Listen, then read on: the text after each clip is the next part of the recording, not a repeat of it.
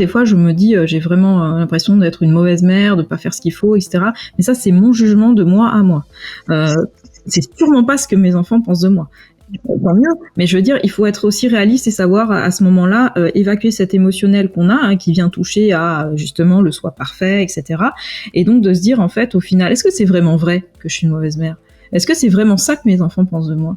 Parce que ce que j'entends comme retour, c'est on a de la chance d'avoir une maman comme toi, t'es super, merci maman. Quand il y a une difficulté, elles sont les premières à venir m'en parler. Donc il y a une grande ouverture, une grande communication. Et donc s'il y a certains moments, j'ai l'impression de ne pas être parfaitement parfaite, en fait c'est pas grave. C'est moi qui dois travailler mon souci de perfection, mais c'est pas forcément ce que mon enfant pense de moi.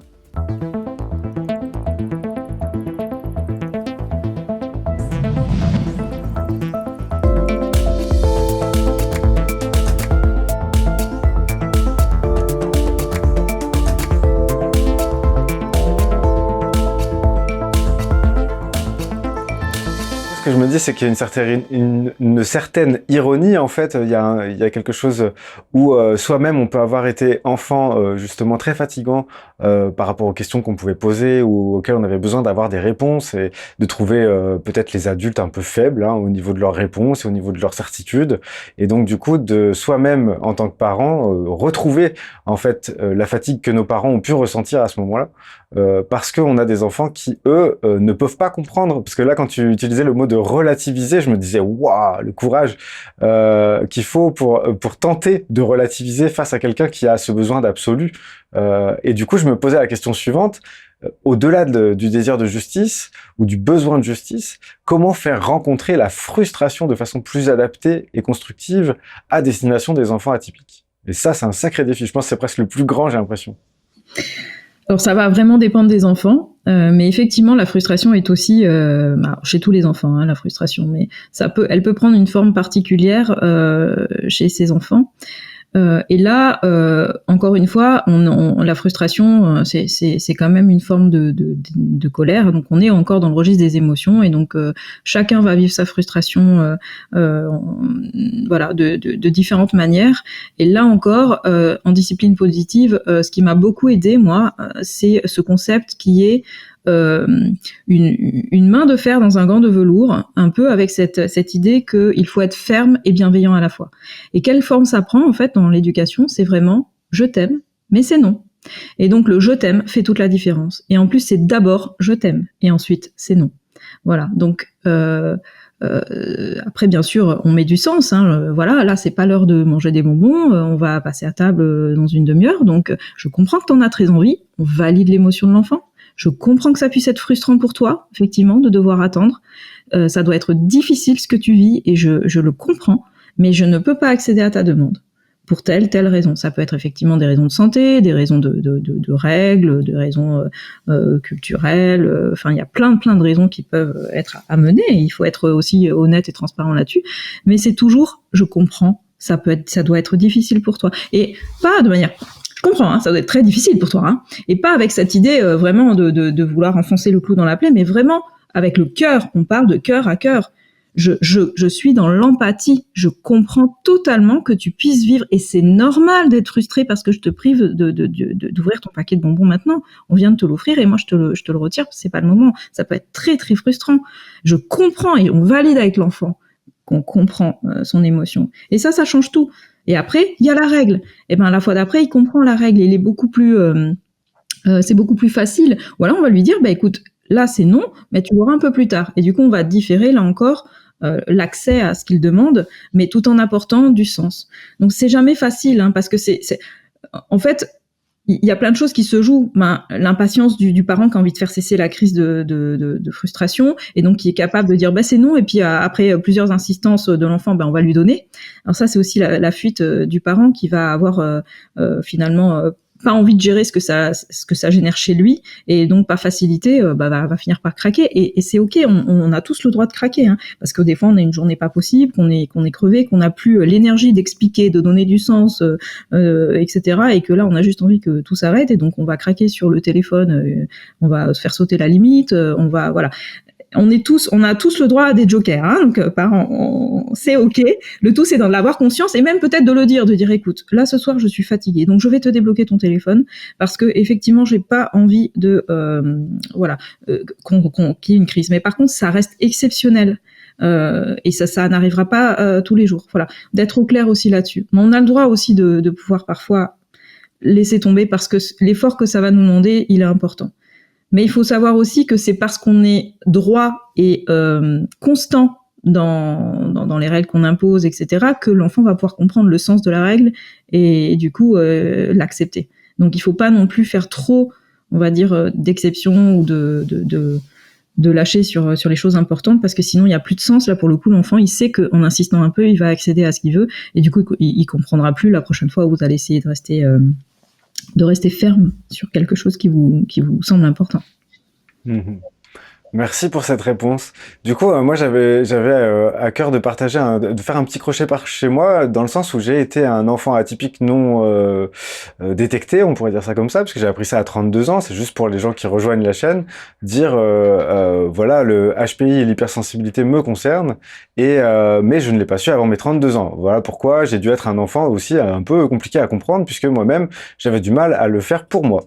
Et en ce qui me concerne, encore aujourd'hui, vu que justement ce travail peut-être de pédagogie n'a pas été fait dans mon enfance, je vois que j'ai régulièrement beaucoup d'émotions à ne pas arriver du premier coup à comprendre ou à faire quelque chose. Et donc, comment en tant que parent faire apparaître derrière la frustration la notion d'apprentissage à long terme? Est-ce que toi, c'est quelque chose que tu vis avec tes filles? Alors, c'est déjà quelque chose que je vis pour moi tout court. Je me retrouve totalement, moi aussi, Mathieu, dans ce que tu décris. Ce sentiment d'échec à chaque fois que je n'arrive pas du premier coup, à chaque fois que quelque chose m'est difficile, je me mets vite en colère contre moi et ça peut aussi bloquer le processus d'apprentissage. Alors là, il y a aussi quelque chose, alors c'est du bon sens, mais la discipline positive m'a vraiment aidé à faire la lumière et à mettre du sens sur la différence entre féliciter un enfant et l'encourager. Bien sûr qu'il faut féliciter ses enfants. Je dis pas qu'il faut pas féliciter. Par contre, je prône vraiment l'encouragement. Il faut à tout prix encourager et tout le temps et toujours. C'est beaucoup plus facile d'encourager un enfant dans des moments, par exemple, d'échec ou de difficulté que de le féliciter, puisque pour le coup, il est en difficulté, il a pas forcément réussi. Et ça va prendre quelle forme? Alors, c'est déjà reconnaître, par exemple, les efforts qu'il fait pour mettre en place des stratégies pour y arriver. Et donc de valoriser le processus plus que le résultat. Un petit enfant qui fait un dessin et qui le montre à sa maman, l'encouragement, alors le féliciter, c'est dire qu'il est beau ton dessin, c'est le plus beau, magnifique, bravo, merci. Et donc là l'enfant peut avoir le sentiment aussi de faire plaisir à papa, maman, et donc de plus être forcément dans ce qui lui a plu à ce moment-là, dans la manière dont il a fait le dessin. Et donc il se dit, maintenant je dois faire le prochain dessin aussi bien pour ne pas décevoir papa, maman, tellement ils sont fiers de ce dessin-là. Et donc moi j'ai du feedback, de l'amour, etc. Je vais un peu, je simplifie à outrance. Hein. Et l'encouragement va consister à lui dire, j'ai vu que tu as utilisé plein de couleurs que tu n'utilises pas d'habitude, tu as multiplié tes crayons, tu as pris beaucoup de plaisir, je vois, à faire ce dessin. Moi, j'ai du plaisir à devoir prendre du plaisir. C'est super, continue, voilà.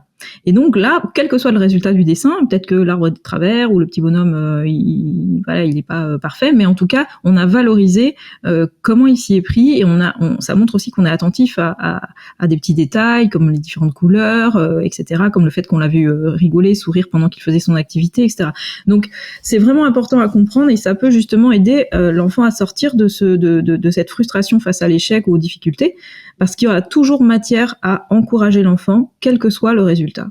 Quand ma fille arrive avec une note et qu'elle me dit j'ai eu 14 en français, moi à ce moment-là je ne sais pas si elle est contente d'avoir eu 14 ou si elle est déçue d'avoir eu 14. Et si je me hâte d'un jugement, bravo, félicitations, alors qu'elle était peut-être déçue, je vais bloquer son processus émotionnel d'aller au bout de cette émotion et d'expliquer pourquoi. Par exemple, pour elle, 14, c'est une mauvaise note en fait. Quel est son baromètre à elle? Et du coup, si elle me dit je suis déçue parce que j'espérais mieux, je dis qu'est-ce que tu vas mettre en place pour avoir plus la prochaine fois? Qu'est-ce qui t'a manqué là pour avoir cette note-là? Et je vais pouvoir l'encourager. Si 14, c'est une super note parce qu'elle pensait avoir moins, je peux aussi l'encourager à lui dire tu vois, finalement t'as bossé, t'as travaillé, ça a payé, finalement tu vois t'es au-dessus de ce que t'imaginais être, donc c'est très bien, voilà. Donc c'est très important d'être dans l'encouragement et donc de valoriser, j'ai envie de dire, beaucoup plus le processus, la méthode que le résultat obtenu. Ok. Donc il y a certaines écoles, et c'est le cas du collège de ma cadette, où il n'y a pas de notes. Ça va être des compétences acquises, pas acquises, etc. Et donc c'est moins stigmatisant pour les enfants aussi que d'avoir une note qui va vraiment être parfois un coup près, et donc qui parfois, pas pour tous les enfants, mais qui peut être démotivant à la longue. Ouais. Ok. Merci pour ces réponses. Et c'est vrai que il y a ce, comment dire, il y a cette réflexion que je me faisais un peu en interne. Alors, tu pardonneras ma petite touche de cynisme, mais je me disais, en fait, tout à l'heure, tu as parlé de cœur à cœur. Tu as dit, c'était important de mettre du cœur dans ce que tu disais, parce que on peut aussi voir qu'il y a une sorte d'axe autour duquel tu pivotes de façon à être pratiquement sur du sur-mesure concernant chacune de tes filles, parce qu'elles ont des fonctionnements différents et que tu pivotes sur ton axe de manière à être constructive avec elles. Mais on pourrait aussi éventuellement penser à mal en disant, mais alors c'est quoi la différence avec de la manipulation finalement? Et en fait finalement, c'est, je dirais, moi ce que je ressens comme différence principale, c'est le cœur justement avec lequel c'est fait. C'est-à-dire que derrière, ce que tu veux faire, c'est ce qu'il y a de mieux pour ton enfant. C'est pour ça que tu pivotes autour de ton axe. C'est pas pour qu'elle te laisse tranquille. Oui, évidemment. Et c'est vraiment une personnalisation au regard du profil de chacune, en fait. Bien comprendre ses modes de fonctionnement et donc pouvoir au mieux s'adapter pour les aider à grandir et à affronter le monde. Parce que des personnes qui vont pas les comprendre, elles vont rencontrer tout le temps. Mais elles rencontreront aussi toujours un pourcentage de la population, entre 5 et 25%, si on prend tout le pourcentage de la population à haute sensibilité, qui vont leur ressembler. Donc elles trouveront toujours des alliés et des personnes avec qui elles se sentiront bien, mais elles auront aussi à faire face à des personnes qui ne les comprennent pas. Et là, le but, c'est de les aider aussi à s'ouvrir à ça et à mieux se comprendre pour comprendre pourquoi pour l'une le challenge ça fonctionne très bien et puis pour l'autre non. Et c'est aussi une façon de dire peut-être plus tard dans ton travail il faudrait que tu aies cette partie de challenge et de défi parce que toi ça te nourrit et ça te fait du bien, mais une autre ça sera pas forcément le cas. Il faudra éviter moi par exemple j'ai fait une prépa maths sup alors que je suis pas du tout dans cette idée de compétition, d'être le meilleur, et j'ai vécu très très très très difficilement et ça a été vraiment un vrai traumatisme pour moi d'être dans une classe où on était entre élèves comme ça et en compétition les uns avec les autres. Et donc quand moi je comprenais pas quelque chose et que je demandais aux copains, en fait ils me donnaient pas forcément la réponse parce qu'après au concours on était l'un contre l'autre. Et ça je ne comprenais pas moi dans mon esprit, dans mes valeurs, je comprenais pas. J'ai vraiment mal vécu ces systèmes-là. Donc ça convient vraiment pas à tout le monde. Et c'est aussi si j'avais pris le temps et si on m'avait donné les moyens de bien me connaître, j'aurais sans doute pas été vers une voie comme celle-là. Ok. Et du coup, justement, tu citais presque ça dans ta réponse précédente. C'était toi qui reçois en fait beaucoup d'enfants atypiques. Moi, j'en reçois quelques-uns, mais pas, c'est pas ma spécialité spécifiquement. J'en ai reçu quelques-uns et j'ai été très touché à ces occasions-là. Mais est-ce que un élément qui revient presque tout le temps, voire tout le temps, c'est le fait d'avoir une faculté à s'auto-dénigrer quand on est atypique? Est-ce que les enfants atypiques s'auto-dénigrent systématiquement ou pas, selon ton expérience à toi? Alors, c'est pas forcément le mot que j'aurais utilisé, s'auto-dénigrer. Par contre, avoir un vrai manque de confiance en soi et parfois une estime de soi un peu fragile, oui. Alors l'estime de soi, c'est la somme de la confiance en soi, de l'image de soi et de l'amour de soi. Donc on peut avoir une relativement bonne confiance en soi et avoir une estime de soi fragile parce qu'il va manquer justement l'image de soi et l'amour de soi. Donc en fait, moi, je travaille beaucoup sur ces trois piliers pour renforcer l'estime de soi. Et ce qu'on constate chez ces enfants atypiques, c'est qu'ils ont souvent une estime de soi fragile. Pourquoi ? Parce que justement, ils ont conscience de la différence qu'ils ont avec les autres et cette lucidité dans tout ce qu'ils ne savent pas encore ou tout ce qu'ils savent pas très bien faire, ce sentiment d'être parfois sur certaines choses en échec qui les insupportent, va créer des conditions effectivement pour se dire finalement je suis nul. On entend souvent effectivement ça de la bouche de ces enfants, et encore plus chez les enfants qui vont avoir des difficultés de type trouble 10, TDA, etc. Parce qu'ils doivent faire face à d'autres défis qui viennent complexifier encore cette nature qu'ils ont, et donc ce décalage avec les autres. Donc peut-être pas de s'auto-dénigrer, mais en tout cas de pas avoir une vision d'eux-mêmes très positive, mais très objective. Voilà. Et donc tout l'enjeu, c'est de leur apprendre à se connaître, de leur apprendre à se comprendre. Qu'est-ce que c'est pour eux la haute sensibilité? Qu'est-ce que ça veut dire d'être à haut potentiel, précoce? Comment dans ta vie ça se manifeste? Et moi, je leur apprends en fait tout ça de manière à ce qu'ils mettent du sens là-dessus, puis qu'ils comprennent qu'en fait ils sont différents, ils sont pas ni mieux ni moins bien, ils fonctionnent différemment, et que grâce à toutes ces clés de compréhension, ils vont pouvoir mieux interagir avec les autres demain, et donc être beaucoup plus à l'aise, mieux dans leur basket, et finalement moins sujet aussi au harcèlement scolaire par exemple. Là je fais juste une parenthèse, parce que tout à l'heure tu parlais de l'inquiétude des parents, et ça m'est venu, et on a perdu le fil, mais une des raisons principales pour lesquelles les enfants harcelés ne parlent pas à leurs parents, c'est justement parce qu'ils ont peur de les inquiéter. Voilà, je travaille dans une association de lutte contre le harcèlement scolaire, et c'est ce qu'on constate, c'est souvent la raison première qui fait que les enfants ne parlent pas à leurs parents. Donc voilà, tous ces enjeux font d'eux peut-être avec cette sensibilité une sorte de vulnérabilité.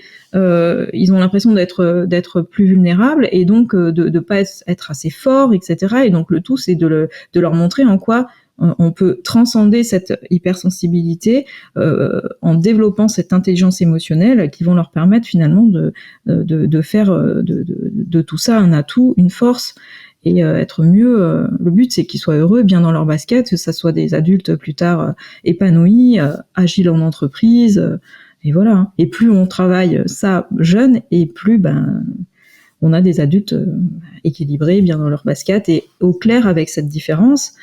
Et puis une fois qu'on a compris son étiquette et qu'on se l'est décollé, on ne se définit plus par ça, et c'est ce que tu disais en introduction dans la présentation que tu as faite pour moi, et c'est ça.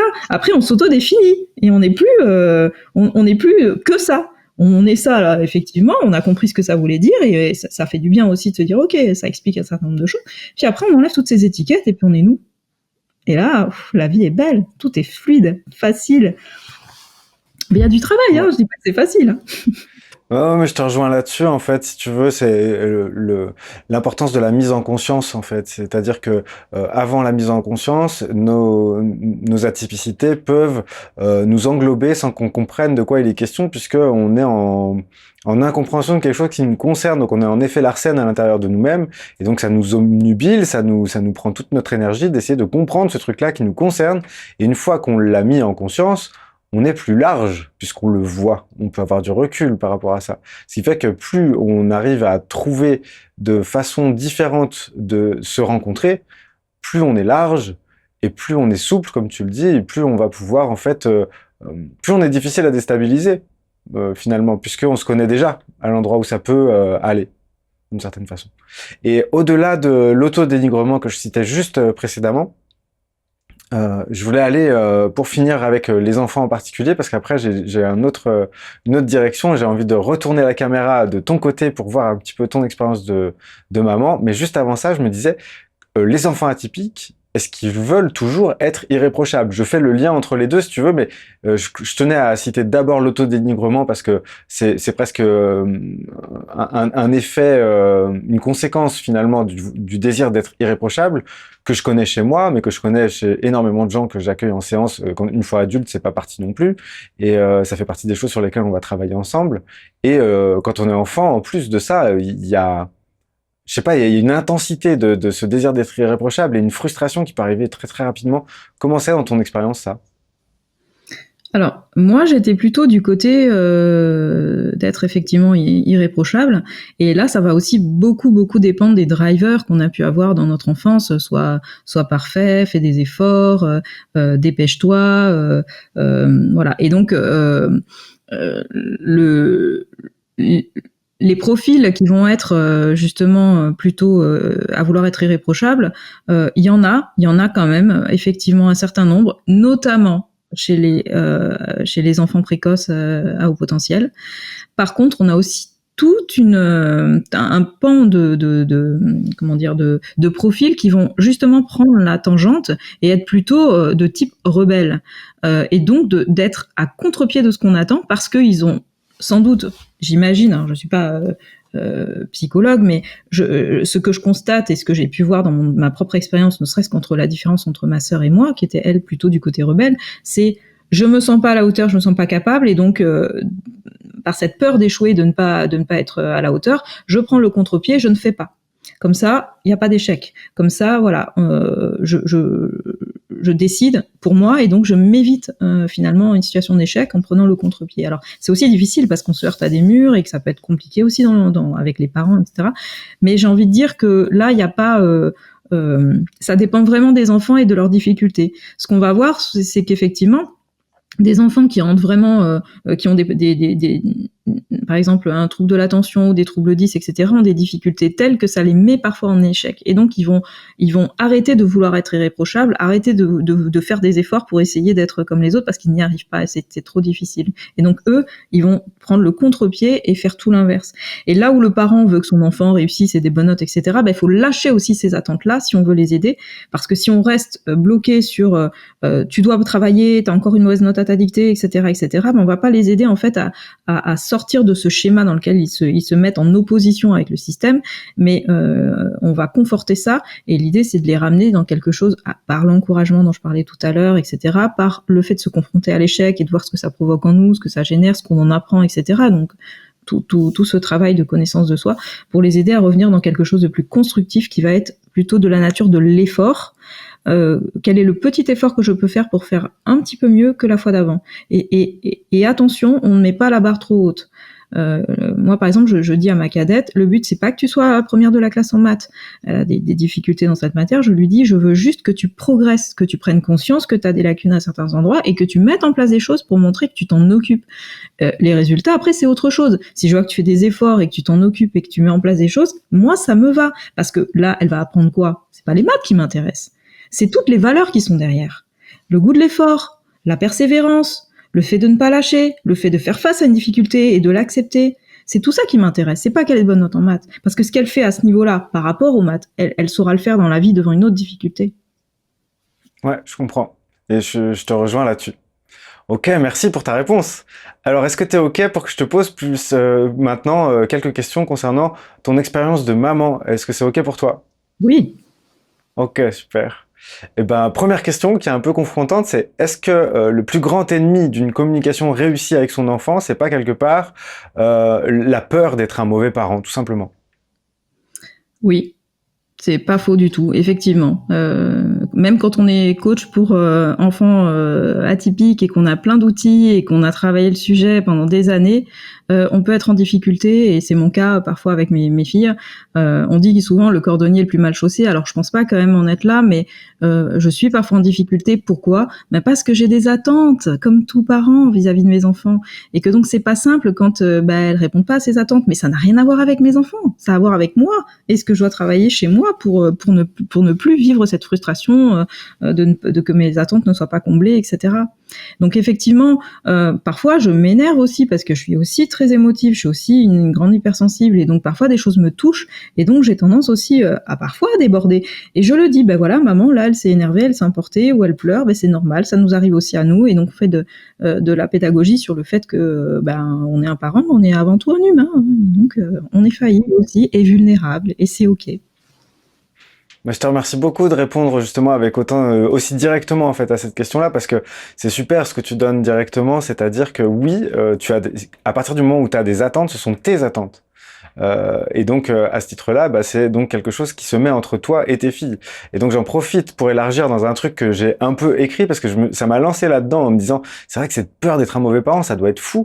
Et je l'élargis en fait à la communication en général. Alors ce que j'ai déjà un peu fait précédemment, mais là je vais y aller un petit peu plus franchement, c'est avoir peur d'être inadapté, rejeté, incompris, prend une énorme place dans la communication avec les autres. Si je suis en train de processer là-dessus en même temps que je parle aux autres, Si je me demande si je suis trop ceci, que pense l'autre, ou si je suis pas assez cela, et ben mon faisceau communicationnel, j'ai envie de dire, s'en trouve significativement réduit. Je me doute que souvent, pour les personnes sujettes à ce genre d'appréhension, il est impossible de faire autrement pour le moment. Donc, je vous dis pas que vous êtes nul parce que vous n'arrivez pas à être détendu lorsque vous êtes en présence des autres, mais tout simplement, j'attire votre attention sur le fait que vous n'êtes pas en communication comme vous le seriez sans cette appréhension, et que la qualité de la communication s'en ressentirait forcément. Donc, je pense que c'est important de réaliser ça, sans faire grand-chose d'autre que le réaliser. Être vraiment en communication, c'est d'abord, je crois, avoir l'espace pour s'accueillir soi, et ainsi avoir l'espace pour accueillir l'autre, sans déviation, sans stratégie, sans crainte particulière. Je tenais à faire ce petit crochet-là parce que je pense que dans la communication parent-enfant, ça a de l'importance, puis dans la communication tout court, en fait, ça a de l'importance. Oui, tout à fait. Merci Mathieu. Du coup, voilà, ce petit crochet étant fait, je me disais, comment faire en tant que parent quand on n'a pas le temps ou pas la disponibilité? Même si tu as déjà un tout petit peu répondu, est-ce que tu auras quelque chose à ajouter là-dessus? Alors oui, merci de cette question. J'ai envie de donner un exemple. C'est le sas important, on va dire, de décompression entre le boulot et la maison. Et particulièrement, chez tous les parents, mais souvent les mamans, quand elles rentrent, elles sont vite assaillies. Maman, voilà, il y a ci, il y a ça, puis il faut faire les devoirs, le repas, la douche, et tout prend une tournure, surtout si on a eu son chef toute la journée sur le dos, etc. Ça peut être vite compliqué. Et donc, c'est important de trouver un moment, 5-10 minutes de décompression. Et en fait, moi, à une certaine époque, mon travail était assez proche de la maison, donc j'avais très peu de route, donc j'avais pas ce temps en fait de conduite pour me détendre un petit peu, écouter de la musique, des podcasts, etc. Et donc j'arrivais dans mon garage souvent encore assez activée par ma journée de travail, et je savais que si je montais dans cet état, j'allais vite m'énerver pour les chaussures qui traînent, le cartable qui est au milieu du salon, etc. Et donc je restais dans ma voiture et je faisais cohérence cardiaque, méditation, 5-10 minutes. Des fois, il y avait des voisins qui arrivaient, qui me voyaient, qui rigolaient un peu. Mais j'avais que cet endroit-là où me mettre pour prendre soin de moi avant de pouvoir arriver à la maison dans des bonnes conditions, détendu, prendre le relais par exemple de la nounou ou autre, et de pouvoir être disponible. Et c'est important de reconnaître aussi que parfois on n'a pas cette disponibilité, et donc il faut aussi pouvoir déléguer à l'autre parent s'il est là ou s'il est disponible, en disant mais voilà, j'ai besoin d'un temps pour moi, est-ce que tu peux prendre le relais? De pas hésiter à demander, parce que souvent on n'ose pas demander parce qu'on se dit c'est mon rôle, c'est à moi, sinon je suis mauvaise mère, etc. Non, on ne peut pas, on ne doit pas.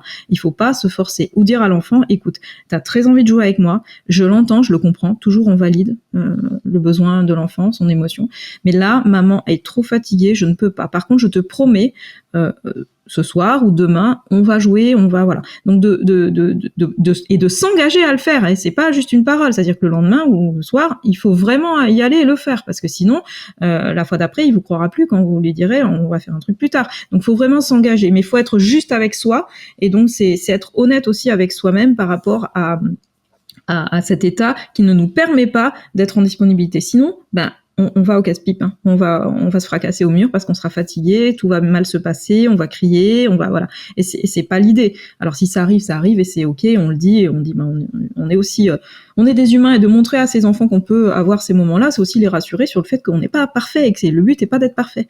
On fait tomber un petit peu le niveau d'exigence. Donc, mais autant que possible de prendre soin de nous, et ça c'est à nous, voilà, un petit massage de temps en temps, une petite journée off. Moi, il y a une chose toute simple. Bon, c'est très personnel, mais quand j'ai besoin d'avoir un temps et que je ne sais pas où m'isoler, je prends une douche. Parce que sous la douche, je suis seule.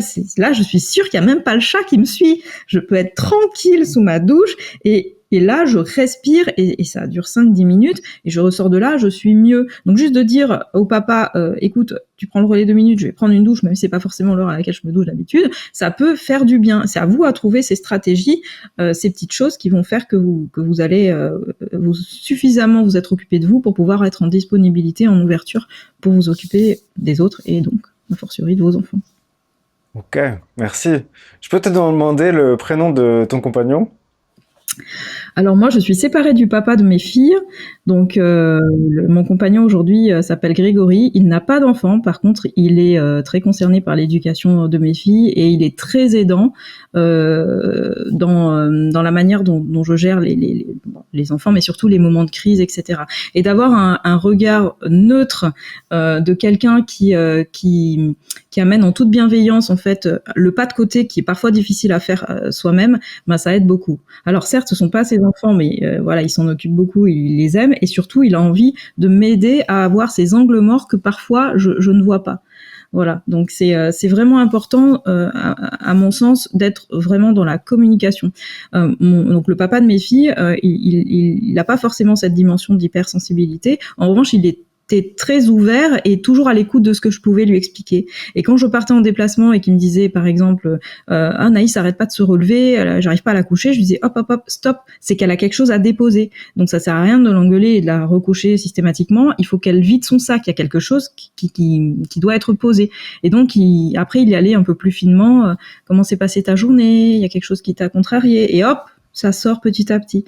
Ou juste de proposer quand l'enfant est petit et qu'il n'arrive pas à s'exprimer, c'est de dire, ça te dirait qu'on fasse une petite méditation tous les deux, et puis on met une musique douce ou une relaxation et on fait l'exercice ensemble. Rien que ça peut déjà poser, vider son sac, etc. et permettre que l'enfant soit de nouveau suffisamment en sécurité pour s'endormir. Voilà. Donc je crois que c'est vraiment l'écoute, et c'est sûr que le parent à côté qui va dire oh c'est n'importe quoi tous ces trucs, ça sert à rien, une bonne fessée, ça ira mieux, etc. Voilà, ça peut être compliqué, voilà, d'expliquer tout ça. Donc un peu d'ouverture chez les parents, qu'on soit ou pas atypique. Il faut juste essayer d'être curieux et de comprendre ce qui se passe, ce qu'on n'a pas forcément vu, etc. Et se dire aussi que c'est pas grave s'il y a un angle mort qu'on n'a pas vu. Justement, le pas de côté, moi j'ai du mal à le faire à ce moment-là parce que je suis dans mon émotionnel ou je suis dans la situation. Si l'autre peut m'apporter cet éclairage que j'ai pas vu, eh ben j'écoute, parce que du coup ça va me donner une autre perspective qui permettra peut-être de trouver une solution que j'avais pas en tête. Soyez créatifs aussi, les parents. Il y a des conseils dans le livre, etc. et vous trouverez partout plein de bonnes choses, mais faites-vous confiance. De la même manière que votre enfant sait de quoi il a besoin et que vous allez l'aider à pouvoir aller chercher ses ressources en lui, mais vous avez aussi ces ressources en vous, et vous avez toutes les aptitudes, compétences en tout cas pour les trouver pour vous aussi.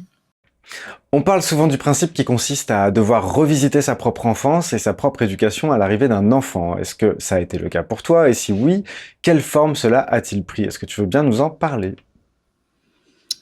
Oui, tout à fait. Alors effectivement, une fois qu'on a des enfants, on prend conscience d'un certain nombre de choses qu'on a vécues enfant, qu'on a ou pas, selon que ça a été positif l'expérience pour nous ou pas, envie de reproduire avec ses propres enfants. Mais surtout, il y a, en tout cas pour moi en tant que maman, il y a eu un vrai besoin de me conforter dans le fait que j'étais une bonne maman et que je savais être une maman, parce que l'enfant, il n'arrive pas avec le mode d'emploi. Et donc nous, en fait, on apprend à devenir des parents au fur et à mesure du temps. Mais c'est pas du tout facile. Pour exemple, quand j'ai eu ma première fille, pour nous aider à apprendre comment lui donner le bain, etc. On avait des conseils avec une puéricultrice à la maternité, etc. Et moi, à chaque fois, donc il y a eu le premier jour, puis le deuxième jour, mon mari me dit bah c'est bon, on sait faire. Et moi je dis non, on va attendre qu'elle nous remontre et tout. Donc voilà, lui il avait parfaitement intégré les trucs, il était sûr de lui, et moi j'avais besoin encore qu'on me remontre. Je me sentais encore gauche, maladroite, et j'avais besoin qu'on me réexplique. Et puis après il y a ma propre mère qui, elle, a eu besoin aussi, de manière assez naturelle, de se sentir toujours utile, et qui avait donc toujours plein de bons conseils. Fais comme ci, là, faut pas faire ci, là, faut pas faire ça. Et en fait, au lieu de me faire du bien, tout ça me générait du stress, parce que je me sentais, en fait, finalement, pas à la hauteur, pas une bonne mère. Et donc, parfois, il y a des choses qui m'énervaient où j'étais pas d'accord, et donc on se fritait un petit peu sur le sujet. Et puis, quand elle avait le dos tourné, je courais faire comme elle avait dit qu'il fallait faire, alors que c'était pas forcément ce que moi je sentais au fond de moi. Donc, c'est vraiment aussi là où il faut accepter de se faire confiance, et accepter aussi de pouvoir dire aux autres, voilà, je parlais de ma mère, mais ça peut être la belle-mère, ça peut être les cousines, ça peut être les copines, de dire j'ai mon sentiment, j'ai ma façon de faire, je suis peut-être pas forcément d'accord avec ça, j'ai envie de faire à ma façon, et se faire aussi confiance. Voilà. Et donc oui, nous en tant que enfants, on n'a peut-être pas reçu certaines choses que nos parents n'ont pas pu nous apporter, ou à l'inverse reçu beaucoup de choses et qu'on a envie d'offrir à nos enfants. Mais c'est ok en fait. On ne doit pas vouloir calquer un modèle. Le tout c'est de faire comme nous on le sent, comment c'est juste pour nous, comment on y a mis du sens et de se faire confiance, de se faire aider quand c'est nécessaire, mais aussi de la même manière qu'on fait grandir la petite graine de l'estime de soi chez son enfant, d'aussi cultiver la sienne, la nôtre. Merci beaucoup pour ça. Ouais, je pense que c'est précieux ce truc-là ok, on est inexpérimenté dans un premier temps, mais il y a aussi quelque chose qui fait partie de nous et qui sera notre justesse et qui appartient à presque aucune méthode toute faite. Et c'est nous le centre de l'éducation qu'on va donner, je crois. En tout cas, à travers le travail personnel que tu as fait, tu as sans doute apaisé certains sujets qui étaient de grande souffrance pour toi. Est-ce que tu pourrais nous parler de ce que le travail sur toi a pu t'apporter en matière d'apaisement, s'il te plaît? Oui, alors c'est vraiment au quotidien et j'ai envie de dire que c'est pas fini, mais en lien avec les enfants, c'est vraiment ça, c'est que moi j'ai beaucoup souffert de pas avoir reçu certaines alors j'ai été aimée etc mais j'ai certaines blessures et certains manques affectifs que je pensais que j'allais combler une fois que j'aurai ma propre famille, que j'aurai mes propres enfants, mon mari, etc. Et en fait, c'est un leurre parce que on fait pas des enfants pour soi et nos enfants ne sont pas des pansements où voilà, ils viennent pas guérir nos bobos en fait. Et quand ils grandissent, alors autant petits, on a envie de leur faire un bisou, on les prend dans les bras, on leur fait un bisou, ça passe. Et puis quand ils ont 8 ans, 10 ans et qu'ils sont plus envie de bisous, ou même peut-être parfois plus tôt, eh ben là on est frustré parce que là on a envie d'affection, de lien et puis il y en a pas. On a aussi la crise d'adolescence et je suis en plein avec mes enfants et donc c'est compliqué parce que je voudrais du lien, je voudrais de l'échange, je voudrais des discussions, et en fait il y a un cloisonnement parce que dans ce moment-là, elles en ont pas envie, elles sont dans un mode plutôt retrait sur leur téléphone avec leurs amis et donc moi j'ai l'impression que j'existe plus, que j'ai plus d'importance et donc je dois gérer cette frustration chez moi, je dois gérer cette blessure qui est réactivée, que j'ai pas le lien, j'ai pas, alors c'est pas que j'ai pas l'amour de mes enfants, mais du coup je me sens un petit peu voilà déstabilisée, d'autant que comme un certain nombre de mamans, je suis séparée, donc je les ai une semaine sur 2, et donc j'ai beaucoup d'attentes sur la semaine où je les ai, que ça se passe bien, d'en profiter, et en fait, elles vivent leur vie chez maman, chez papa, ça change rien, donc elles ont pas dans ce besoin-là aussi. Et donc de travailler sur moi, de comprendre aussi ça, de comprendre que voilà, le matin, moi je suis de bonne humeur, j'ai envie de discuter, parler, et puis qu'en fait il y a même pas un bonjour, il y a même pas il y a pas d'échange, elles sont dans leur bulle, elles ont besoin aussi de ce moment de retrait. C'est hyper frustrant pour moi. Et en fait, alors il y a les règles qui sont la politesse, c'est pas négociable, donc le bonjour, j'y tiens et j'insiste. Mais par contre, je vais pas avoir beaucoup d'échanges à ce moment-là. Et je gère ma propre frustration. Donc, qu'est-ce que je fais pour pas être frustrée ? Je vais mettre ma musique.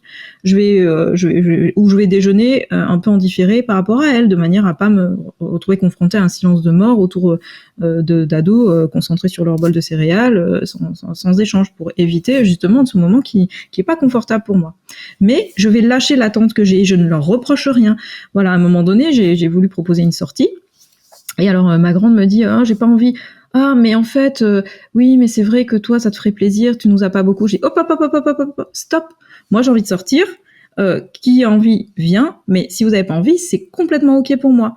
J'ai pas voulu les culpabiliser du fait qu'effectivement j'avais très envie qu'elles viennent, mais c'est surtout pas pour moi qu'il faut le faire. C'est aussi parce qu'elles en ont envie. Donc savoir à un moment donné dire écoute, si t'en as pas envie je peux le comprendre et ok tu restes à la maison et moi je sors avec la plus jeune qui était très motivée et c'est pas grave. Et voilà, et c'est ce travail aussi qui est vraiment important et qui au fur et à mesure du temps me permet de voir que ça s'apaise. Et parfois je décide aussi de ne rien faire, par exemple d'arrêter de solliciter, d'aller dire bonne nuit, et je le fais plus. J'ai fait l'expérience pas plus tard qu'il y a une quinzaine de jours. Et en fait, j'étais surprise parce qu'au bout de 2 jours, tiens, c'est pas normal que maman vienne pas nous coucher, qu'elle vienne pas nous dire bonne nuit.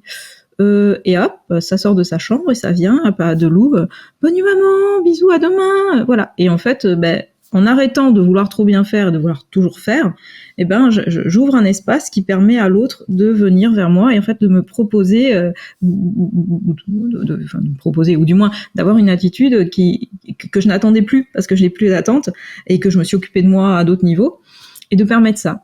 Et là, avec ma grande, où j'ai parfois un petit peu de mal à l'aînée qui a 15 ans, donc c'est vraiment l'adolescente en toute sa splendeur, avec effectivement des difficultés à se comprendre, elle m'a proposé, écoute maman, moi aussi j'ai envie de recréer du lien, qu'est-ce que tu en penses si tous les vendredis on prend un temps toutes les deux pour discuter?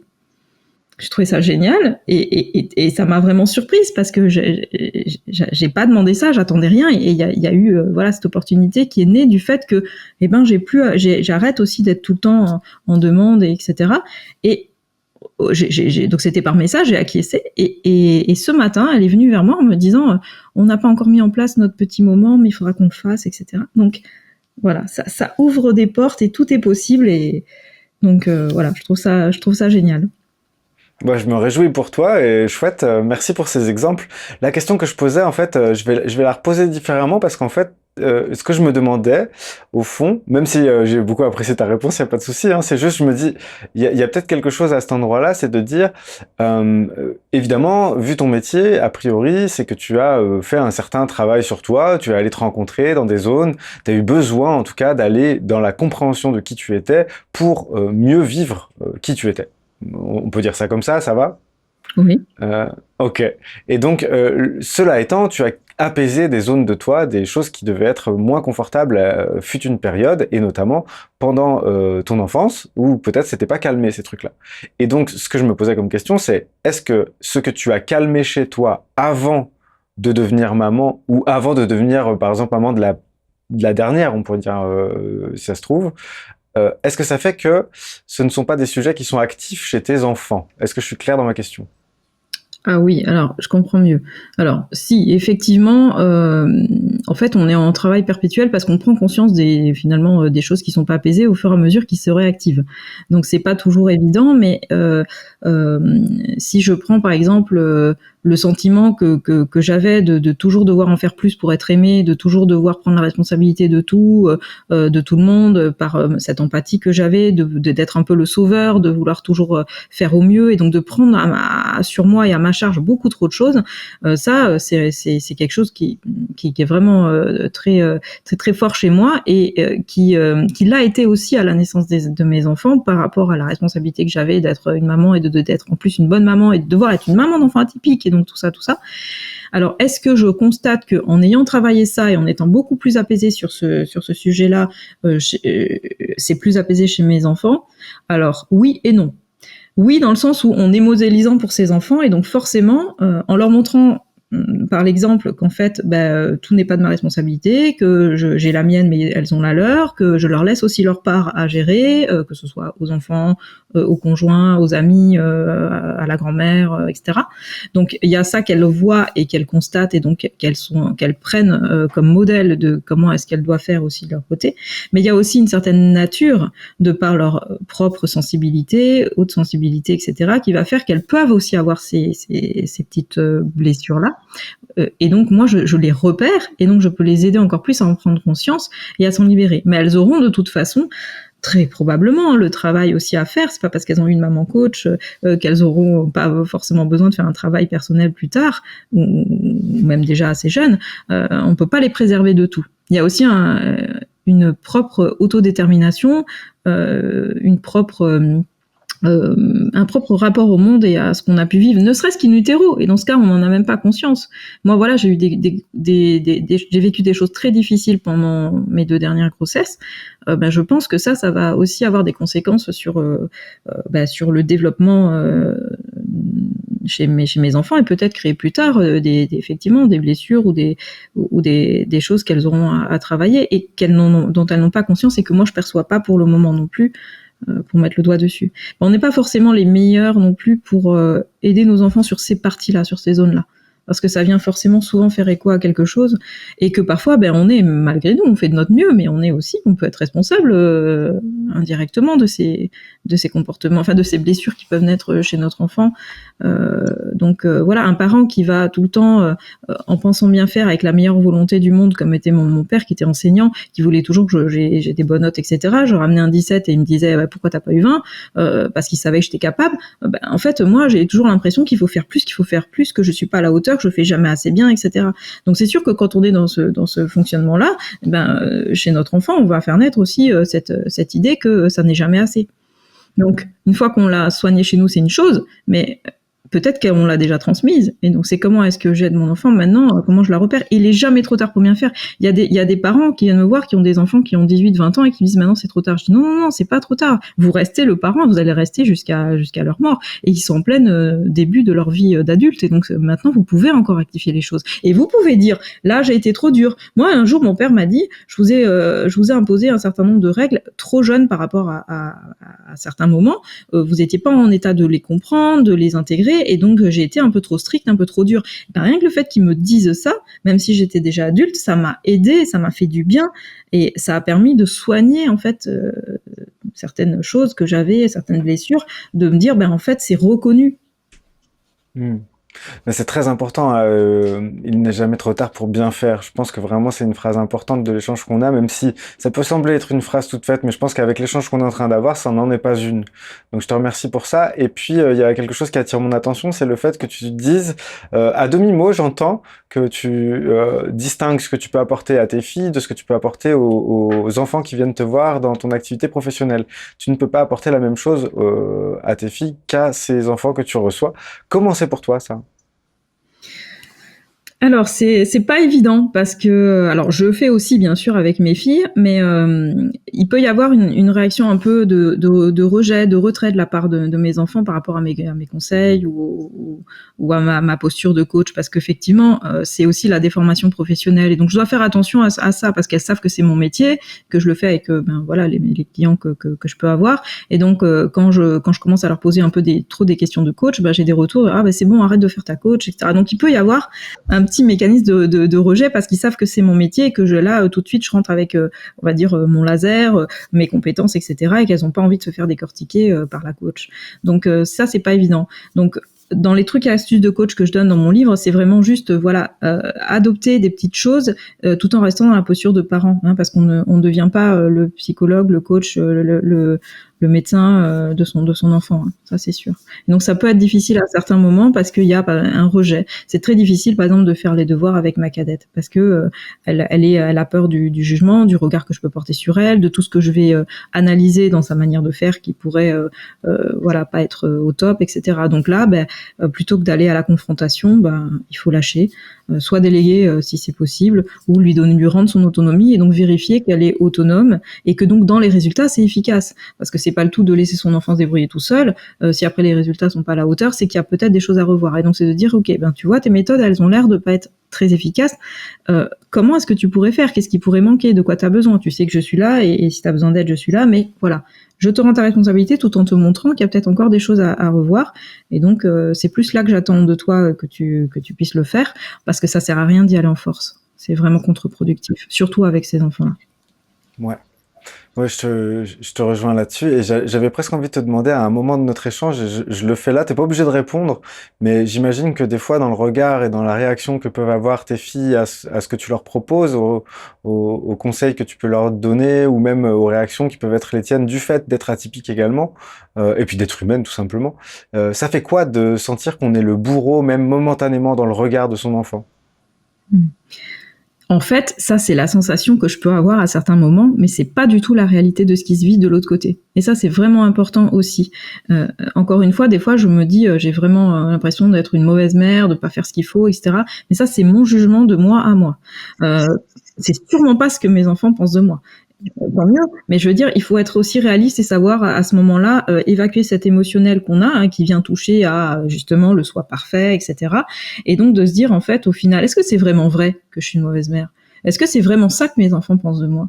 Parce que ce que j'entends comme retour, c'est on a de la chance d'avoir une maman comme toi, t'es super, merci maman. Quand il y a une difficulté, elles sont les premières à venir m'en parler. Donc il y a une grande ouverture, une grande communication. Et donc s'il y a certains moments, j'ai l'impression de ne pas être parfaitement parfaite, en fait c'est pas grave.